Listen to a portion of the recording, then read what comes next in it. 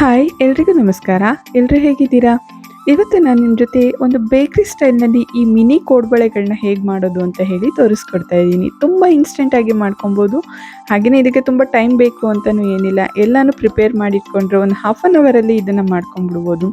ಸಂಜೆ ಟೈಮ್ ಕಾಫಿಗಂತೂ ಇದೊಂದು ಕಾಂಬಿನೇಷನ್ ತುಂಬ ಚೆನ್ನಾಗಿರುತ್ತೆ. ಇದನ್ನು ಮಾಡೋದಕ್ಕೆ ಮೊದಲನೇದಾಗಿ ನಾವು 1 ಕಪ್ ಅಳತೆನಲ್ಲಿ ಅಕ್ಕಿ ಹಿಟ್ಟನ್ನು ತೊಗೊಬೇಕಾಗುತ್ತೆ. ನೀವು ಯಾವ ಕಪ್ಪನ್ನ ತೊಗೊತೀರಿ ಅದೇ ಕಪ್ ಮೆಜರ್ಮೆಂಟಲ್ಲಿ ನಾವು ಬಾಕಿ ಪದಾರ್ಥಗಳನ್ನ ತೊಗೋಬೇಕಾಗುತ್ತೆ. ಇದಕ್ಕೆ ನಾನು ಒಂದು ಅರ್ಧ ಕಪ್ಪಷ್ಟು ಮೈದಾ ಹಿಟ್ಟನ್ನು ಕೂಡ ತೊಗೊತಾ ಇದ್ದೀನಿ. ಹಾಗೆಯೇ ಇದಕ್ಕೆ ಒಂದು ಅರ್ಧ ಕಪ್ಪಷ್ಟು ಚಿರೋಟಿ ರವೆಯನ್ನು ಕೂಡ ಯೂಸ್ ಮಾಡ್ತಾ ಇದ್ದೀನಿ.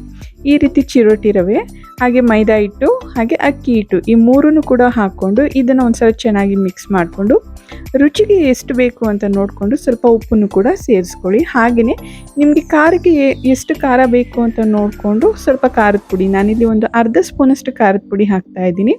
ಹಾಗೆಯೇ ಇಲ್ಲಿ ನಾನು ಇದಕ್ಕೆ ಅಜ್ವೈನ್ನ ಯೂಸ್ ಮಾಡ್ತಾ ಇದ್ದೀನಿ.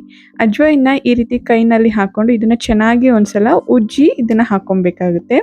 ಇದಕ್ಕೆ ನೀವು ಬೇಕಿದ್ರೆ ಅಥವಾ ಬಿಳಿ ಎಳ್ಳು ಅಥವಾ ಜೀರಿಗೆನೂ ಕೂಡ ಇದಕ್ಕೆ ಸೇರಿಸ್ಕೊಬೋದು. ಈ ರೀತಿ ಅಜ್ವೈನ್ನ ಹಾಕೋದ್ರಿಂದ ಯಾವುದೇ ರೀತಿ ಗ್ಯಾಸ್ಟ್ರಿಕ್ ಅಥವಾ ಡೈಜೆಷನ್ ಪ್ರಾಬ್ಲಮ್ ಆದರೂ ಕೂಡ ತುಂಬಾ ಬೇಗ ಇದಾಗುತ್ತೆ.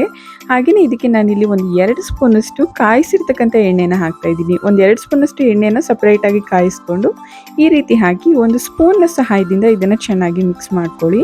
ಎಣ್ಣೆ ಸ್ವಲ್ಪ ಬಿಸಿ ಇರೋದ್ರಿಂದ ಕೈಯಲ್ಲಿ ಕಲಿಸೋದು ಬೇಡ. ಸ್ವಲ್ಪ ಫಸ್ಟ್ ಸ್ಪೂನಲ್ಲಿ ಈ ರೀತಿ ಎಲ್ಲನೂ ಕೂಡ ಚೆನ್ನಾಗಿ ಮಿಕ್ಸ್ ಮಾಡ್ಕೊಂಡಾದ್ಮೇಲೆ ನೆಕ್ಸ್ಟ್ ಇದನ್ನು ಕೈನಲ್ಲಿ ಚೆನ್ನಾಗಿ ನಾವು ಎಲ್ಲ ಕೂಡ ಒಂದ್ಸಲ ಕಂಬೈನ್ ಆಗೋ ರೀತಿಯಲ್ಲಿ ಚೆನ್ನಾಗಿ ಕಲಿಸ್ಕೊಬೇಕಾಗುತ್ತೆ. ನೋಡಿ, ಈ ರೀತಿ ಗಂಟುಗಳು ಏನೂ ಇರಲ್ಲ. ಈ ರೀತಿ ಎಲ್ಲನೂ ಕೂಡ ಚೆನ್ನಾಗಿ ನಾವು ಕಲಿಸ್ಕೊಬೇಕಾಗುತ್ತೆ.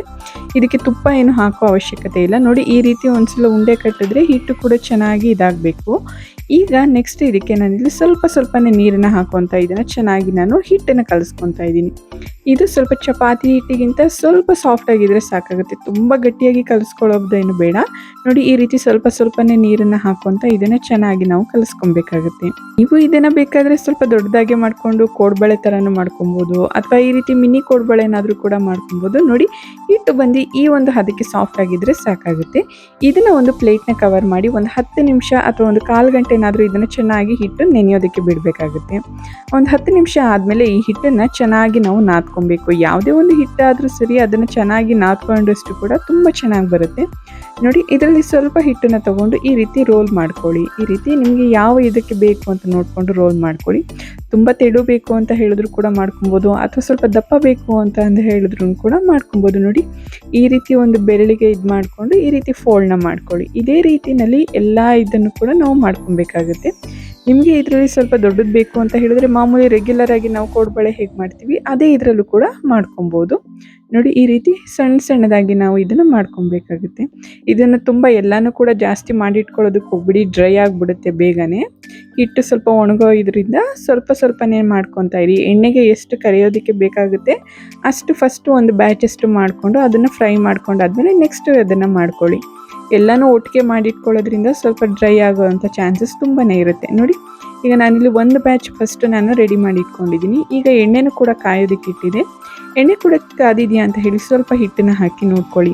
ಎಣ್ಣೆ ಕಾಯ್ದಾದ್ಮೇಲೆ ಇದಕ್ಕೆ ನಾವು ಎಲ್ಲ ಏನು ಮಾಡಿಟ್ಟಿದ್ವಲ್ಲ ಕೋಡ್ಬಳೆಗಳನ್ನ ಅದನ್ನು ನಿಧಾನವಾಗಿ ಹಾಕ್ಕೊಂಡು ಇದನ್ನು ಚೆನ್ನಾಗಿ ನಾವು ಎಣ್ಣೆಯಲ್ಲಿ ಒಂದು ಮೀಡಿಯಂ ಫ್ಲೇಮ್ ಅಥವಾ ಕಡಿಮೆ ಉರಿನಲ್ಲೇ ಇಟ್ಕೊಂಡು ಚೆನ್ನಾಗಿ ಇದನ್ನು ಸ್ವಲ್ಪ ಫ್ರೈ ಮಾಡ್ಕೊಬೇಕಾಗುತ್ತೆ. ಇದು ಎಣ್ಣೆನಲ್ಲೇ ತುಂಬ ಕೆಂಪಿಗೆ ನೀವು ಫ್ರೈ ಮಾಡ್ಕೊಳ್ಳೋದಕ್ಕೆ ಹೋಗ್ಬಿಡಿ. ಆಮೇಲೆ ಎಣ್ಣೆಯಿಂದ ತೆಗ್ದಾದ್ಮೇಲೆ ಅದು ಸ್ವಲ್ಪ ಕಪ್ಪಾಗಿಬಿಡುತ್ತೆ. ನೋಡಿ, ಈ ಒಂದು ಕಲರಲ್ಲಿ ಬಂದ ತಕ್ಷಣವೇ ಸಾಕಾಗುತ್ತೆ. ನೋಡಿ, ನಾವು ಯಾವಾಗಲೂ ಫ್ರೈ ಮಾಡಬೇಕಾದ್ರೆ ಒಂದು ಲೋ ಫ್ಲೇಮ್ನಲ್ಲಿ ಇಟ್ಕೊಂಡು ಫ್ರೈ ಮಾಡಿದಷ್ಟು ಕೂಡ ತುಂಬ ಚೆನ್ನಾಗಿ ಬರುತ್ತೆ.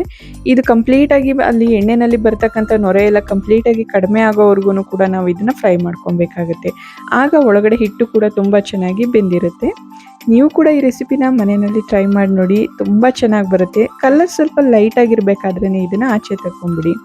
ಐ ಹೋಪ್ ನಿಮಗೆ ಈ ವಿಡಿಯೋ ಇಷ್ಟ ಆಗಿದೆ ಅಂತ ಹೇಳಿ ಭಾವಿಸ್ತೀನಿ. ಈ ವಿಡಿಯೋ ಇಷ್ಟ ಆಗಿದ್ರೆ ಈ ವಿಡಿಯೋನ ಲೈಕ್ ಮಾಡಿ, ಶೇರ್ ಮಾಡಿ, ಹಾಗೆಯೇ ಕಮೆಂಟ್ ಮಾಡಿ. ನೀವು ಕೂಡ ಈ ರೆಸಿಪಿನ ತಪ್ಪದೆ ಮನೆಯಲ್ಲಿ ಟ್ರೈ ಮಾಡಿ. ಯಾರೆಲ್ಲ ನನ್ನ ಚಾನಲ್ನ ಸಬ್ಸ್ಕ್ರೈಬ್ ಆಗಿಲ್ಲ, ಸಬ್ಸ್ಕ್ರೈಬ್ ಮಾಡ್ಕೊಳ್ಳಿ. ಎಲ್ರಿಗೂ ಕೂಡ ತುಂಬ ಧನ್ಯವಾದಗಳು.